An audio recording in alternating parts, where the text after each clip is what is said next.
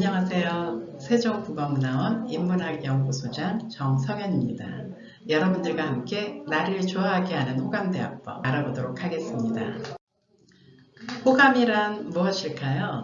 호감은 좋게 여기는 감정인데요. 바로 다른 사람과의 인간관계에서 긍정적인 일들이 일어나게 하는 요인이라고 할 수 있습니다. 여러분, 호감형에게 더 우리가 잘 대해주나요? 아니면 비호감인 사람한테 잘 대해주게 되나요? 별다른 이유나 어떤 단서들이 붙지 않았을 때에도 우리는 호감형에게 자연스럽게 보다 플러스 행동을 하게 됩니다. 호감 추구는 바로 다른 사람이 자신을 좋아하게 하고 긍정적인 감정을 가지게 하려는 목적에서 자신의 행동 조절을 통해서 상대가 나를 좋게 생각했으면 상대에게 좋은 감정을 불러일으키려는 전략이기도 합니다. 그러면 어떻게 호감을 추구할 수 있는 혹은 내가 호감을 줄 수 있는 대화법을 알 수 있을까요? 한번 하나씩 살펴보도록 하겠습니다. 여러분은 어떻게 말하는 것이 호감을 줄 수 있다고 생각하나요? 저희 평소에 대화하면서 어떤 사람이랑 대화하면 굉장히 기분이 좋고 어떤 친구와는 대화를 할수록 기분이 나빠지는 경우 있을 거예요.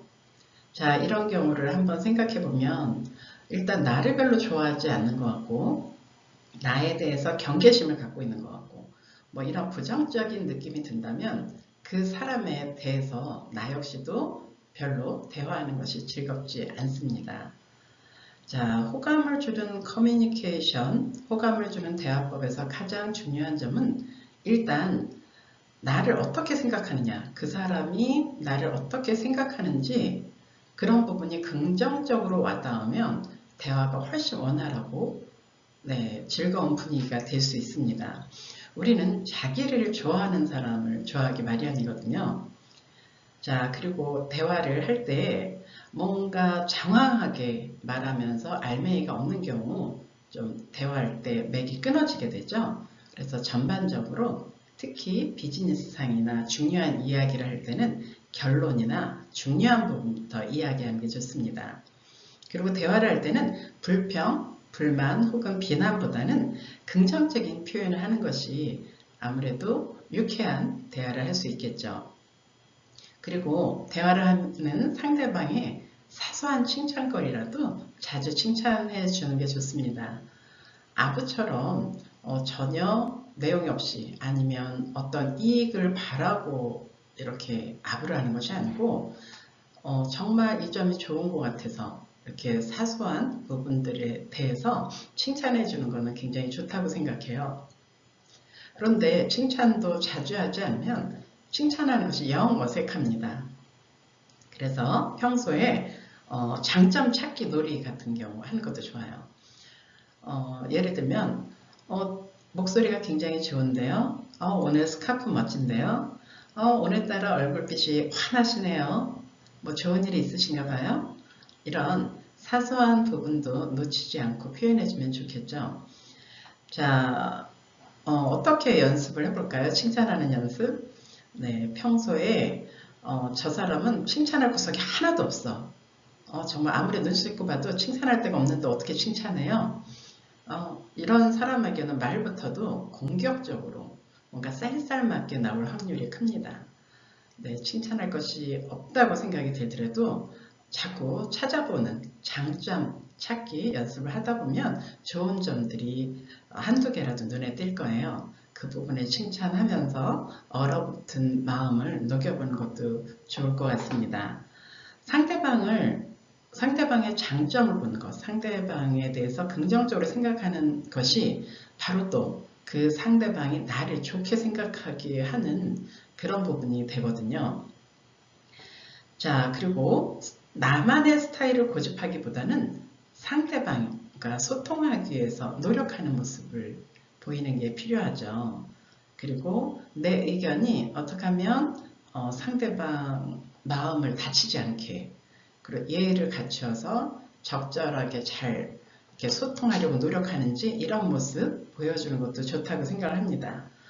그리고 무조건 잘 보이려고 다수의 의견에 어머나 나도 그래 이렇게 따르는 것보다는 의견이 다를 때는 또 그 상황에서 나는 왜 다른지 또박또박 표현하는 것도 굉장히 호감을 줄 수 있죠. 그리고 표현력 부분에서 말을 할 때 이렇게 제스처를 사용한다든지 화난 표정을 짓는다든지 이런 부분도 중요할 것 같아요. 상대방이 누구이든지 간에 예의를 갖추면서 상대방이 하는 이야기에도 적극적으로 경청하고 고개를 끄덕이고 잘 듣고 있다는 표시를 하고 또 내 이야기를 하고 이러면 그 대화가 굉장히 유쾌하고 또 나에 대해서 긍정적인 면을 많이 보여줄 수 있을 것 같습니다. 호감을 얻는 세 가지 차원이 있는데요. 한 가지씩 살펴볼게요. 자, 첫 번째는 상대의 입장을 배려하는 차원입니다. 두 번째는 상대에게 보상을 제공하는 차원이고요. 세 번째는 자신의 긍정적인 이미지를 전달하는 차원입니다. 상대의 입장을 배려한다는 것, 바로 이 부분은 상대방의 말을 경청하고 상대방이 대화에 참여할 수 있도록 북돋아주고 다른 사람이 즐기는 활동에 함께 참여하는 부분을 말하는 거죠. 누군가 잘 어울리지 못하는 것 같으면 어울릴 수 있도록 그 분위기를 북돋아주고 또 내가 너무 대화를 독점하지 않고 또 이 부분에 대해서 누가 말을 하고 싶어 하는지 이런 부분들을 찬찬히 챙기면서 상대의 입장을 역지사지 입장에서 살펴보는 것 굉장히 중요합니다. 자, 그리고 상대에게 보상을 제공한다는 것은 어떤 상대에게 이익을 준다는 점이죠. 그것이 현실적으로 이렇게 물질적인 무엇인가를 이야기하기보다는 나랑 함께 대화하는 것이 너무 좋은 시간이다, 가치 있다. 그리고 당신과 함께하는 것이 너무 의미가 있고 나한테 가치 있는 시간이었다. 이런 느낌을 줄 수 있는 것들이 중요한 것 같아요.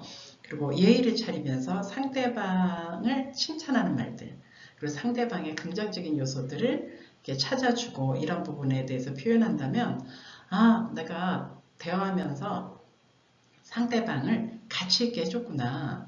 이런 어떤 정신적인 보상을 느끼게 해줄 수 있는 거죠.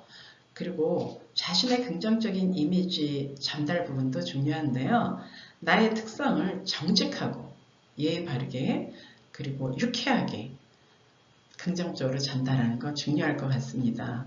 일부러 얼굴을 찌푸리거나 내가 그 이전에 안 좋았던 기억을 지금 대화한 현장까지 끌고 와서 내가 오늘 아침부터 기분이 안 좋았거든요. 저한테 말 걸지 마세요 라든지 이런 부분들은 사실 그 일과 상관이 없는 사람 역시도 같이 좋지 않은 감정에 물들게 되거든요. 우리 사석에서 친구들과 이야기하다가 너 오늘 무슨 일 있었니? 이랬을 때 사실은 아침에 버스 타다가 이런 일이 있었어. 이렇게 이야기하면서 공감대를 형성하는 건 좋은데요. 아무 상황 설명 없이 표정을 굳히고 있다든지 나 건들지 마 하는 모습들은 자신에 대해서 오히려 비호감을 갖게 하게 되는 거죠. 자, 그러면 여러분들은 어떤 경우에 사람들에게 비호감을 느끼나요? 굉장히 많은 요소가 있을 수 있는데요. 가장 첫 번째, 저 사람은 왠지 나를 싫어하는 것 같아. 그러면 나를 싫어하는 사람을 별로 좋아할 사람은 없거든요. 그래서 저 사람이 상대방이 나에 대해서 긍정적인 마음을 갖고 있구나 이럴 때 우리는 마음의 문을 열 수 있습니다. 그거 외에도 이야기를 할 때 혼자만 통제권을 갖고 있어요. 혼자만 다 주도권을 가지고 얘기하고 뭐 답이 정해져 있다든지 답정너라 그러죠. 답이 정해져 있어서 나는 그 대답만 해야 될 경우 정말 그 대화는 별로 재미가 없습니다. 그리고 우리 둘이 뭔가 얘기를 사적인 이야기도 하려고 했는데 우리 둘과 전혀 상관이 없는 사람, 나는 전혀 모르는 사람을 데리고 와서 우리 둘만 아는 이야기를 함께 하게 할 때 이런 부분도 사실 이야기할 이런 기분이 나지 않는 경우가 많아요. 그렇기 때문에 새로운 사람을 데리고 올 때는 상대방에게 동의를 구하거나 미리 알려주는 것이 꼭 필요하죠. 그리고 상대방의 비밀 이야기를 친해지려고 얘기했는데 누군가 이렇게 막 유출을 한다든가 이런 부분도 굉장히 기분이 좋지 않고요. 혹은 가깝다고 농담이라고 너무 흠집을 내거나 깎아내리는 유머를 사용한 것, 이런 부분도 상당히 비호감입니다. 그래서 늘 서로에 대해서 긍정적인 느낌 그리고 긍정적인 정서를 교환할 수 있다면 둘 혹은 여럿이 이런 대화를 하더라도 우리가 함께 대화하는 시간이 너무 보람있고 오늘 굉장히 만족스러운 시간이었어. 이런 마음을 가질 수 있을 것 같습니다. 타인에게 호감을 얻는 효율적인 전략으로 조금 전에 이야기한 자기정보 노출이 있습니다. 우리 좀 더 친해지면 이거 너한테만 하는 얘기인데 혹은 남들이 잘 모르는 속 이야기 혹은 뭐 가슴 아픈 사연이나 트라우마 이런 이야기를 해줄 때가 있죠. 그래서 누구에게나 공개하는 이야기가 아니기 때문에 친하니까 이야기하는데 이런 부분들이 암묵적으로 이렇게 형성이 됩니다. 자기 노출의 정도가 증가할수록 우리끼리 더 친한 거야. 이런 부분을 이렇게 뭔가 알려주는 것이 되기도 하지만 또 어떻게 잘못하면 자기 정보 노출이 자신에게 또 마이너스 될 때가 있죠. 그렇기 때문에 상대방과 신뢰감이 있는, 신뢰가 탄탄한 상태에서 그런 관계가 형성된 후에 자기 개방을 하는 것이 중요하겠죠. 그리고 또 내 이야기를 하기로 했다면 어떤 모험을 감행해야 돼요. 혹시 내가 알리고 싶은 이야기, 그러니까 이 친구에게만 알리고 싶었는데 혹시 이것이 소문나면 어떡하지? 그 부분이 너무나 걱정스러울 때는 이야기를 안 하는 게 좋겠죠. 그리고 자기 개방을 할 때는 남의 이야기를 하는 것이 아니라 나에 관한 일, 나에 관한 내 생각, 느낌을 표현하는 것이 중요합니다. 괜히 타인의 일을 잘못 소문냈다가 큰일 날 수도 있죠. 그리고 상대방은 전혀 알고 싶지 않은 이야기를 굳이 자기 개방을 할 필요는 없습니다. 그래서 상대방이 관심을 가지고 있는 문제에 대해서 자기 개방을 하는 게 좋겠죠. 예를 들면 어릴 때 어디서 살았어? 이런 식으로 친구가 궁금해하면 그 부분을 이야기할 수 있는데 전혀 관련이 없는 요즘 주식 이야기에서 내가 얼마를 벌었다든가 상대방은 알고 싶어 하지 않는데 나는 부동산 갖고 어떻게 했다든가 이런 부분에 대해서는 오히려 상대방이 내가 원하지 않는 정보를 자꾸 이렇게 주게 되면 귀를 닫게 되는 거죠. 그리고 어떤 사실의 개방이지라도 그 당시 나의 감정이 어떻는지 이런 정서를 결부시켜서 개방하면 보다 의사소통이 잘 될 수 있습니다. 아무리 친해지기 위해서 자기 정보를 노출한다고 하더라도 상대방에게 너도 내가 이만큼 이야기했으니까 너도 네 얘기 해봐 이렇게 자기 정보 노출을 압박하거나 강요하지 말아야죠. 이제 스스로 하고 싶어서 했으면 본인만 하는 것에서 좋게 합니다. 상대방이 싫어한다면 굳이 그 부분을 압박할 필요는 없겠죠. 자신이 노출한 정보의 양이나 질과 동일한 정도로 너도 내가 이 이야기 했으니까 이만큼 꼭 이야기해. 이런 기대를 가지고 커뮤니케이션을 한다면 서로 간에 만족할 수 있는 대화를 하기 어렵습니다. 또 상대가 자기 정보, 남들이 알면 오히려 약점으로 생각할 수 있는 이런 부분을 이야기했다면 나를 믿고 말을 한다라고 생각하는 점, 나를 믿고 말하는구나 이 부분을 꼭 기억하고 지켜주는 게 좋습니다.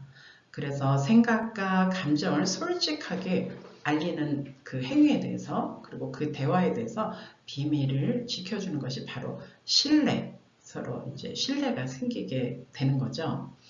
상대방이 스스로 자신의 결정과 취약함을 밝힌 정보를 이용해서 이 상대방에게 위해를 가하거나 약점을 잡는 데 사용한다면 일단 암묵적인 이런 약속, 서로의 신의가 깨진 것이기 때문에 좋지 않은 비호감, 이 형성된 부분에 대해서는 다시 깨기 다시 신뢰를 얻기에는 너무너무 힘들 것 같습니다. 월스트리트 저널지에서는 상대방의 호감을 사는 6가지 비결을 이렇게 소개했습니다. 먼저 진정성입니다. 그리고 두 번째 호기심, 세 번째 표현력, 네 번째 경청자세, 다섯 번째 흉내내기, 여섯 번째 공통점 찾기인데요. 하나씩 알아보도록 하겠습니다.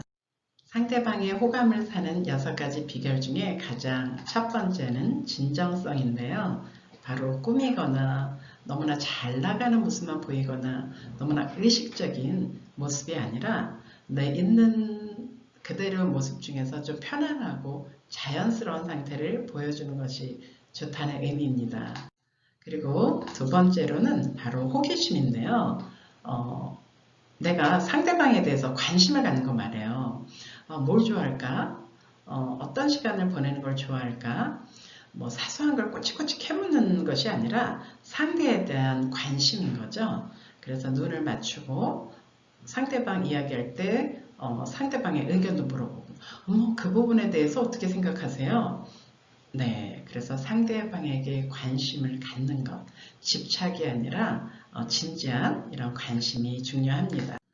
그 다음으로는 바로 표현력인데요. 어조를 다양하게 구사하는 것도 중요합니다. 너무 책을 읽듯이 딱딱하게 말하거나 강압적인 어조, 이런 부분은 굉장히 불편하죠. 그래서 상대방에게 관심이 있고 내가 따뜻한 마음이면 표현력 또한 아주 부드럽고 자연스럽게 잘 나올 것 같아요.